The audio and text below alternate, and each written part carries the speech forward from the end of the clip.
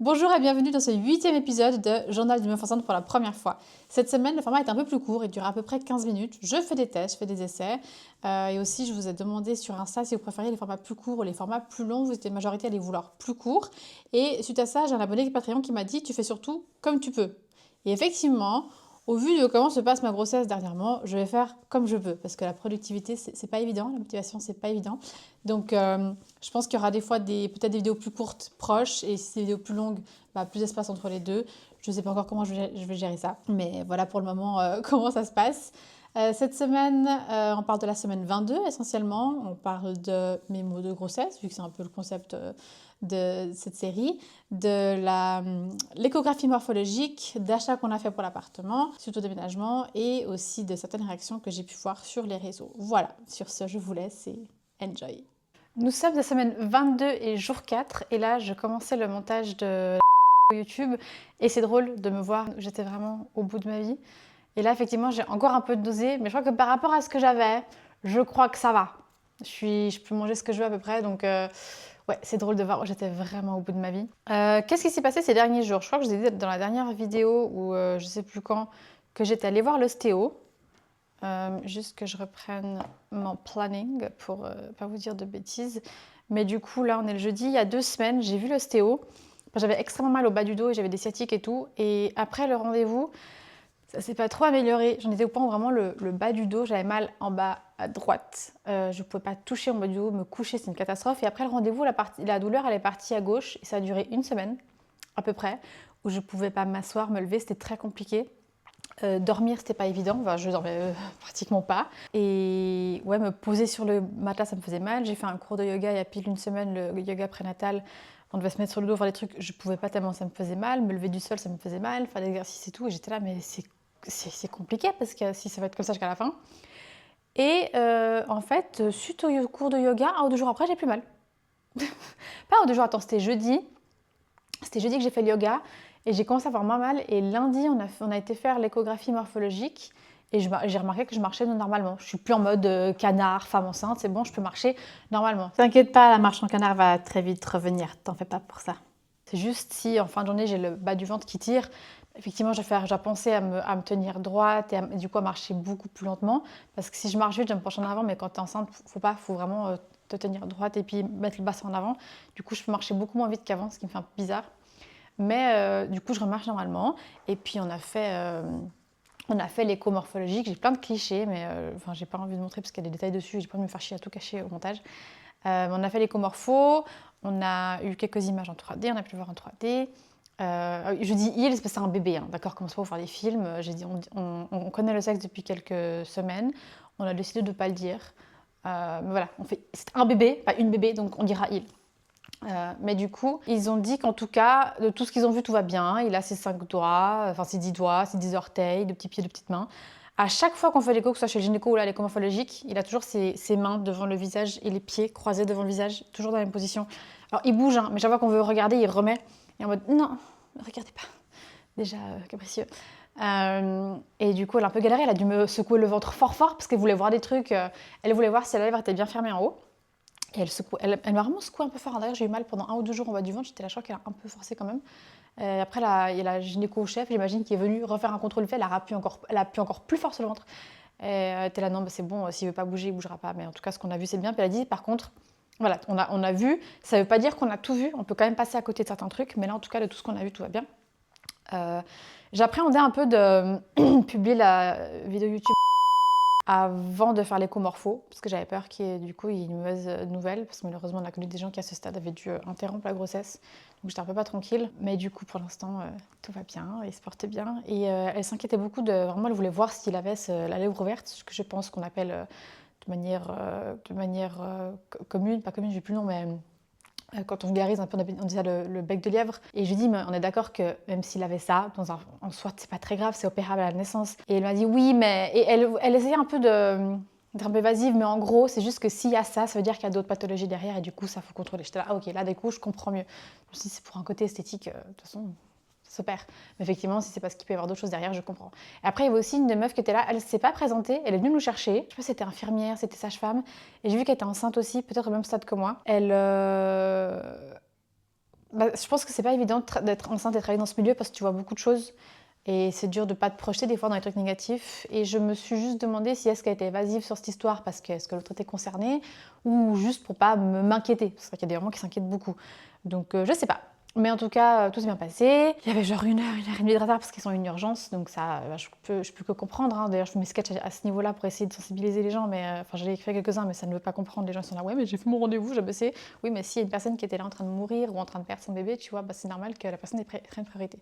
Bref, j'ai eu mes premières, je crois, indigestions aussi ce week-end. Samedi soir, je crois on a été manger chez la sœur de José et j'ai mangé une tranche de pizza. Je crois que c'est la tranche de pizza de trop. Alors pour ceux qui ne regardent pas ma vidéo, c'était une pizza sans fromage pour moi, d'accord. Voilà, on va commencer à justifier à chaque fois qu'on dit un truc. Et vraiment, elle est restée, mais là, vraiment, juste sous le sternum, vraiment, ça passait pas. Et j'étais tellement dans le mal que j'avais juste envie, je me suis dit, si je vomis, j'irai mieux. Mais j'avais pas envie de vomir. Et vraiment, c'est ce truc où à peine tu bouges, t'as l'impression qu'il y a tout qui va remonter. J'étais dans vraiment le mal. On avait 45 minutes de trajet en voiture. J'ai passé les 45 minutes vraiment à ne pas bouger. Bon, j'ai dormi, tant mieux. Mais vraiment en mode, je peux pas, c'est pas agréable. Et le lendemain matin, ça allait moyen. Et on avait des amis qui venaient manger à la maison. Et d'ailleurs, j'ai même pas pu dormir à cause de ça. Le José s'est endormi et moi, 1h, 2h du matin, j'étais encore sur le lit, je savais pas comment me mettre, j'étais trop inconfortable. Du coup, je suis juste sur le canapé qui est pas du tout confortable. On a un canapé qui est très joli, hein, de chez Gisc, mais qui est inconfortable au possible. J'ai quand même mieux dormi dessus. J'ai pris mon coussin d'allaitement que j'avais reçu, je crois, la veille, et j'ai réussi à passer la nuit dessus, je sais pas comment, sans place, avec un truc hyper dur. Et j'ai mieux dormi là. Mais vraiment, je me suis dit, c'était 2h du matin, si je dors pas, je vais écrire à mes potes en mode, demain on annule, je suis désolée, je suis pas en état. Et on a mangé à midi, je me suis servi une assiette de pâtes normale, je charge pas trop mes assiettes et de nouveau elle est restée là. Mes potes étaient là, je disais rien mais quand ils sont partis j'étais là, je me sens pas bien. J'ai même pas mangé dimanche soir parce que vraiment ça passait pas. Et je crois que les jours qui ont suivi j'ai pas trop mangé parce que ça me reste hyper facilement là maintenant. Donc j'ai plus trop la nausée, enfin j'ai la nausée d'ailleurs depuis que j'ai dit j'ai plus trop la nausée, c'est remonté. Mais j'ai en plus maintenant ce truc où, tu sais, vu que le bébé il pousse, ça sert à la savate, t'as moins de place. Et du coup, faut choisir, faut vraiment aux quantités que je mange. Déjà, quand t'as la nausée, ils disent de fractionner les repas en petites quantités. J'ai un peu la flemme, pas vous mentir. Et des fois, quand c'est. J'ai pas envie de fractionner mon plat de pâtes bolo et de manger un bout de pâte bolo à midi, un bout de pâte bolo à 2h, un bout de pâte bolo à 4h. J'ai envie de sucre des fois. Alors là, on a eu un petit bug vidéo, je sais pas ce qui s'est passé, mais en gros, je crois que je parlais du fait que j'avais déjà mis les premières vidéos sur YouTube et j'ai oublié de faire un feedback sur comment ça avait été reçu et accueilli. Du coup, je réagis à ça. À l'exception de quand même, que toujours 2-3 personnes qui font chier. J'ai supprimé 1 ou 2 commentaires parce que je voyais vraiment pas l'intérêt. C'était pas des commentaires méchants directement, mais il y a des gens, ils sont bienveillants de manière négative. C'est très bizarre. Mais j'ai eu un décidément. Et je crois qu'il y a eu un nombre d'autres créateurs de contenu, mais je connaissais pas, ou je sais pas comment. Je sais pas s'il y a une faute de frappe, mais machin, machine attend aussi. J'espère que le vôtre pleurera moins. Écoute-moi bien, Ginette.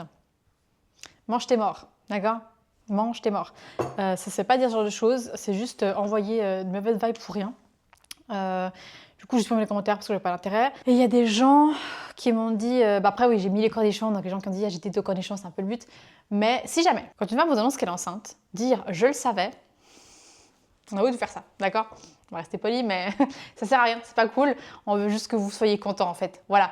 Donc vous pouvez dire dans votre tête, je le savais, félicitations, trop bien, contente. Voilà, le je le savais, vous le gardez pour vous. Vous le mettez où vous voulez. Mais dire je le savais, c'est insupportable. Vraiment, c'est un truc, c'est insupportable. J'avais vu une vidéo à ce sujet-là et j'étais d'accord. Et là, d'avoir vécu avec quelques commentaires, j'ai vraiment envie de vous tarter. Je suis désolée, hein, mais bref, ça c'est fait. Puis voilà. Je crois qu'on n'est pas trop mal. On a un nouveau canapé qui va arriver, parce qu'on a été chez Ikea, puis on a regardé les canapés. C'est con parce qu'on avait une idée du style de canapé qu'on voulait. Ça fait longtemps qu'on a une idée de style qu'on veut, mais on ne trouvait pas soit la taille, soit le confort, soit le machin, ou alors c'est des canapés que tu vois en ligne, pas essayer, c'est pas cool. On va chez les pots, on voit un canapé, on voulait du côtelet vert foncé.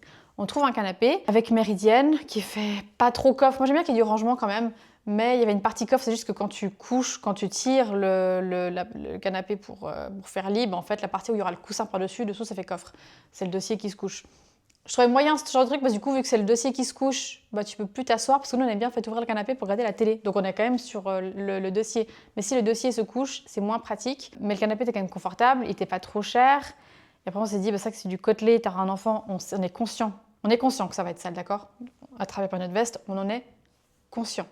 ce que j'ai dit à cette fois, on est conscient. Oui. Mais moi, ce qui me dérangeait, c'est que la méridienne était aussi large que la partie assise du canapé. J'étais là, ça fait quand même un gros truc imposant. Je suis pas sûre. Mais voilà. Pour l'instant, c'est celle qu'on aime. Du coup, il y a moyen qu'on prenne celui-là. Puis on pouvait. Il était en vente et disponible en couleur beige. Si on voulait en vert, on devait prendre un supplément et puis attendre 2 mois. On était on attendra 2 mois. Puis on va chez Kung Fu et on essaie des canapés. Et j'en vois un du style comme l'on avait avant, truc classique, 3 assises, une méridienne. C'est pas le truc le plus esthétique et la couleur ne nous plaisait pas du tout. Mais je m'assois dessus. C'était un nuage. C'était le canapé le plus confortable qu'on avait essayé depuis qu'on change des canapés. Et même le José était là. Et ça fait chier parce qu'il n'est pas beau, il n'est pas dans l'esthétique qu'on veut, c'est pas le tissu qu'on veut, mais il est confortable, il est plus grand, il y a la méridienne qui se lève, toute la méridienne qui se lève. Et puis quand tu peux tirer le matelas en dessous, c'est vraiment le même canapé qu'on avait avant dans le style. Il est extrêmement confortable et moins cher que celui de chez Lipo. Par contre, la couleur, c'est soit gris, soit genre une sorte de turquoise, pétrole, enfin vraiment pas une couleur qu'on voulait, vraiment pas un joli, pour notre déco, pas une jolie couleur du tout. Et du coup, on l'a pris gris. On s'est décidé, on s'est dit on prend celui-là, en plus il est moins cher et du coup ça va plus dans le sens de on sait qu'il va être dégueulasse, on sait qu'il va être sale.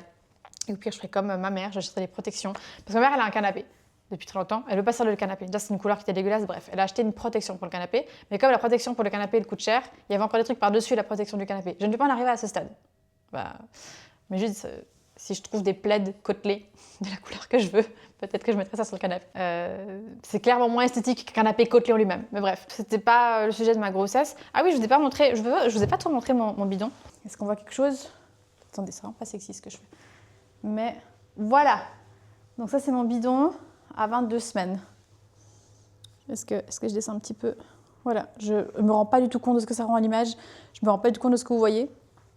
Mais là, on a le bidou, qui est pas... Franchement, pour 6 mois, ça va. Comme j'ai déjà expliqué, elle est toute différente. Moi, je suis hypertonique, donc mes muscles sont en mode non, le garde. Voilà, je crois que c'est tout pour les 22 semaines, je crois. Hein. Je regarde quand même si j'ai pas loupé acupuncture, échographie, ça on a fait. Ikea, ouais, je vous ai parlé des trucs principaux de cette semaine. Je crois que j'ai pas trop oublié mon coussin d'allaitement. Je suis contente de ce coussin. Et voilà. Ah oui, un autre type de message qui m'énerve que je viens de voir, c'est du courage. Hein. Mangez vos morts. Je suis désolée, mais... Les gens qui projettent leur frustration, leur peur, ce qu'ils ont vécu, peut-être que ce sera difficile, mais peut-être pas. Peut-être que même dans les moments difficiles, je serai contente. Bref, je ne vais pas me justifier en fait. Juste transmettez pas vos frustrations, votre négativité, vos trucs. Gardez-la pour vous. Vraiment, gardez-la pour vous. C'est tout. Ah oui, j'ai oublié encore 2-3 petits trucs comme d'hab.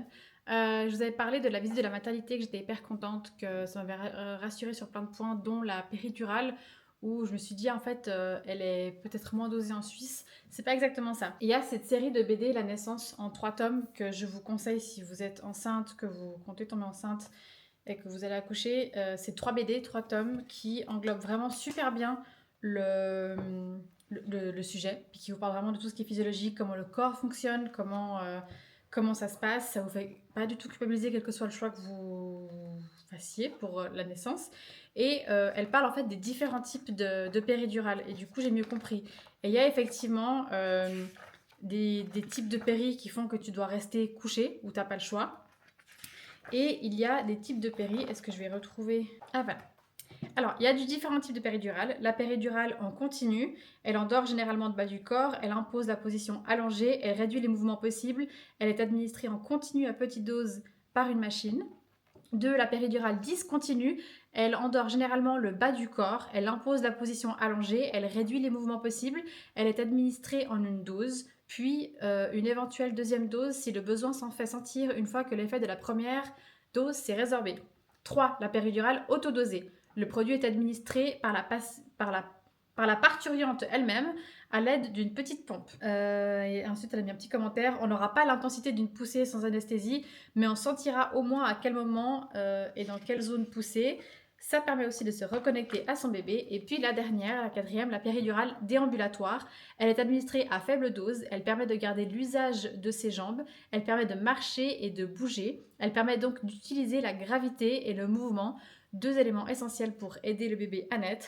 Elle permet de garder le contact avec nos sensations et surtout notre bébé. Du coup, j'imagine que c'est celle-là qui font dans la maternité que j'ai visitée. Voilà, c'est juste ce petit aparté que je voulais vous rajouter.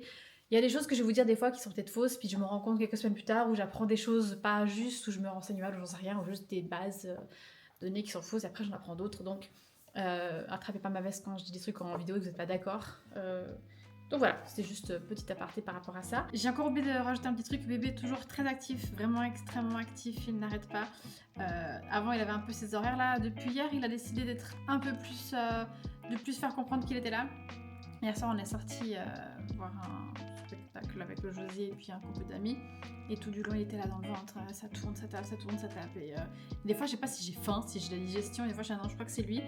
Surtout vu où ça tape des fois. Et on est rentré à la maison, il est dans la voiture. Il a pas arrêté, mais vraiment fort.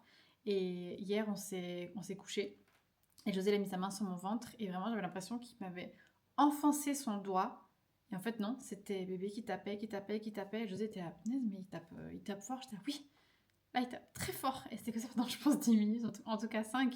Et vraiment, il a pas arrêté. Et là, je suis assise, je sens que ça tourne, que ça bouge, que ça travaille. Donc voilà, il est très actif.